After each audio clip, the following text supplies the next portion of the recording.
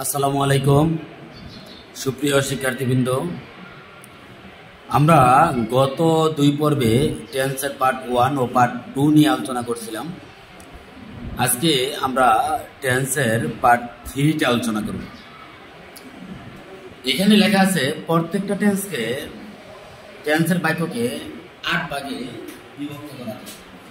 যেমন এখানে 1 নম্বরটা হলো আমি আমার দেশকে ভালোবাসি। এটা আমরা জানি প্রেজেন্ট ইন্ডিপেন্ডেন্ট টেন্স। এটা প্রেজেন্ট ইন্ডিপেন্ডেন্ট টেন্স হওয়ার কারণ হলো এখানে ক্রিয়ার শেষে রসই আছে। আমরা জানি প্রেজেন্ট ইন্ডিপেন্ডেন্ট টেন্স চেনার বাংলা চেনার উপায় হলো যদি বাংলা বাক্যের ক্রিয়ার শেষে স্বরবর্ণ কার অন্তঃস্থ থাকে তাহলে প্রেজেন্ট ইন্ডিপেন্ডেন্ট টেন্স হবে। এখন আমি আমার দেশকে ভালোবাসি, আই লাভ মাই কান্ট্রি। এটা হলো অ্যাফার্মেটিভ বাক্য। এটা কি অ্যাফার্মেটিভ বাক্য। যেমন এই বাক্যটাই আমি যদি নেগেটিভ করি, আমি আমার দেশকে ভালোবাসি না। আমরা জানি আমি আমার দেশকে ভালোবাসি না। এখন এইটা হলো নেগেটিভ বাক্য। আমরা জানি প্রেজেন্ট ইন্ডিপেন্ডেন্ট টেন্সের মূলত কোনো অক্সিলারি ভার্ব নাই। প্রেজেন্ট ইন্ডিপেন্ডেন্ট টেন্সের অক্সিলারি ভার্ব হিসেবে আমরা জানি ডু বা ডাসকে ব্যবহার করতে হয়। মূলত ডু কে ব্যবহার করতে হয়। থার্ড পারসন সিঙ্গুলার নাম্বার হলে তখন ভার্বের সাথে এস বাই এস যোগ করতে হয়, বিদায় ডাস হয়ে যায়।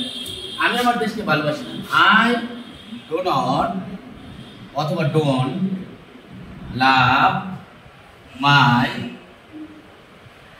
কান্ট্রি। এখন এটা হলো মূলত এই বাক্যটা মূলত নেগেটিভ। এই বাক্যটার নাম কি? নেগেটিভ। এটা হলো হাবুদক বাক্য, এটা নাবুদক বাক্য। 3 নম্বর বাক্য, আমি কি আমার দেশকে ভালোবাসি? আমি কি অথবা তুমি কি তোমার দেশকে ভালোবাসো? তুমি কি তোমার দেশকে ভালোবাসো? এখন এইটার উত্তর হবে হা অথবা না। তুমি কি নিয়মিত স্কুলে যাও? উত্তর হবে হা যাই, নতুবা না যাই না। অনুরূপভাবে তুমি কি তোমার দেশকে ভালোবাসো? তুমি কি তোমার দেশকে ভালোবাসো? এই উত্তরটা হবে যদি ভালোবাসে তাহলে হবে হা ভালোবাসি, আর যদি ভালো না বাসে তাহলে হবে না ভালোবাসি না। তার মানে এটা উত্তর হয় হা অথবা না। সেহেতু আমরা এই বাক্যটা বলবো হা না উত্তরের প্রশ্নবোধক বাক্য। হ্যাঁ, এখন এইটার মধ্যে তুমি কি তোমার দেশকে ভালোবাসো? Do you love your country? তুমি কি তোমার দেশকে ভালোবাসো? এখন আমরা যদি 4 নাম্বার দিই তাহলে এটা কি? এটা বলবো আমরা হা না উত্তরের প্রশ্নবোধক বাক্য। এখন তুমি কি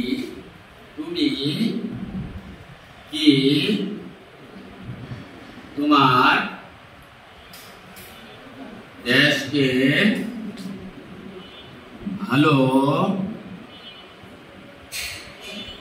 ভালোবাসো না? তুমি কি তোমার দেশকে ভালোবাসো না? উত্তর হবে কি হ্যাঁ, তাই না? তুমি কি তোমার দেশকে ভালোবাসো না? উত্তর হবে হ্যাঁ ভালোবাসি। তাহলে এটা হলো হা উত্তরের না বোধক প্রশ্ন।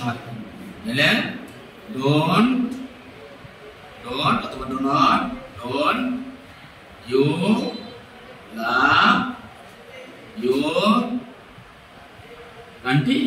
তুমি কি তোমার দেশকে ভালোবাসো না? এই তো তাহলে আমরা বাক্য পেলাম কয়টা? এটা পাইলাম অ্যাফার্মেটিভ হাবুদল, এটা পাইলাম নাবুদল, এটা পাইলাম হা না উত্তরের প্রশ্নবোধক, এইটা পাইলাম তুমি কি তোমার দেশকে ভালোবাসো না? এটা পাইলাম হা উত্তরের নাবুদক প্রশ্ন। এখন আমরা যাব এরপরে আরো যাওয়া যায়।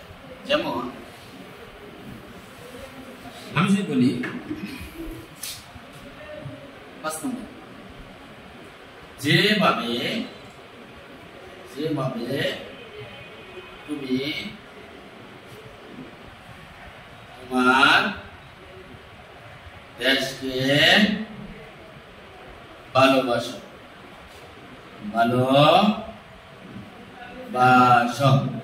যেভাবে তুমি তোমার দেশকে ভালোবাসো।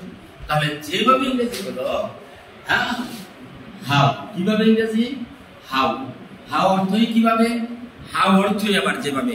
হোয়াট অর্থই কি, হোয়াট অর্থই যা। হোয়াট শব্দ অর্থ কি কি, হোয়াট শব্দ অর্থ যা। হাউ যেভাবে তুমি তোমার দেশকে ভালোবাসো। You love your country. How কি শব্দ, হাউ হলো ডব্লিউএস ওয়ার্ড। তাহলে এটার কি আমরা করব, ডব্লিউএস ওয়ার্ড হাবুদক বাক্য। ডব্লিউএস ওয়ার্ডের হাবুদক বাক্য। এখন ডব্লিউএস অ্যাসার্টিভ। হ্যাঁ হ্যাঁ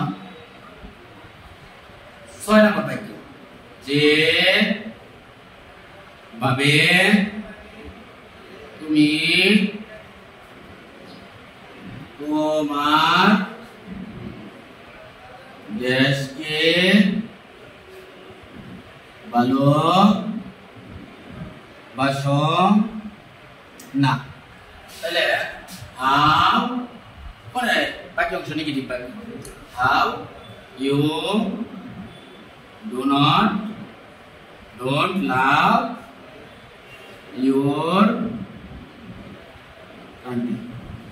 যেভাবে তুমি তোমার দেশকে ভালোবাসো না। এখন 7 নম্বর বাক্য, এটা প্রশ্ন হয় নাই সেজন্য এটা ডব্লিউএস অ্যাসার্টিভ। এটা ডব্লিউএস অ্যাসার্টিভ সেন্টেন্সের অ্যাফার্মেটিভ বাক্য, এটা ডব্লিউএস অ্যাসার্টিভ সেন্টেন্সের নেগেটিভ বাক্য। এখন কিভাবে তুমি তোমার দেশকে ভালোবাসো, কিভাবে তুমি তোমার দেশকে ভালোবাসো। কিভাবে, তাহলে এটা প্রশ্ন হয়েছে তাই না, কিভাবে তুমি তোমার দেশকে ভালোবাসো। তাহলে এখানে হাউ কিভাবে তুমি তোমার দেশকে ভালোবাসো। এখন এখানে হবে how do you love your country. কিভাবে তুমি তোমার দেশকে ভালোবাসো না, কিভাবে তুমি তোমার দেশকে ভালোবাসো না। তাহলে এটা হবে how don't you love your country. প্রশ্ন চিহ্ন হবে, প্রশ্ন চিহ্ন। এইটা আরেকভাবে লেখা যায় how do you not love your country. এই তো একটা বাক্য আমাদের হয়ে গেল।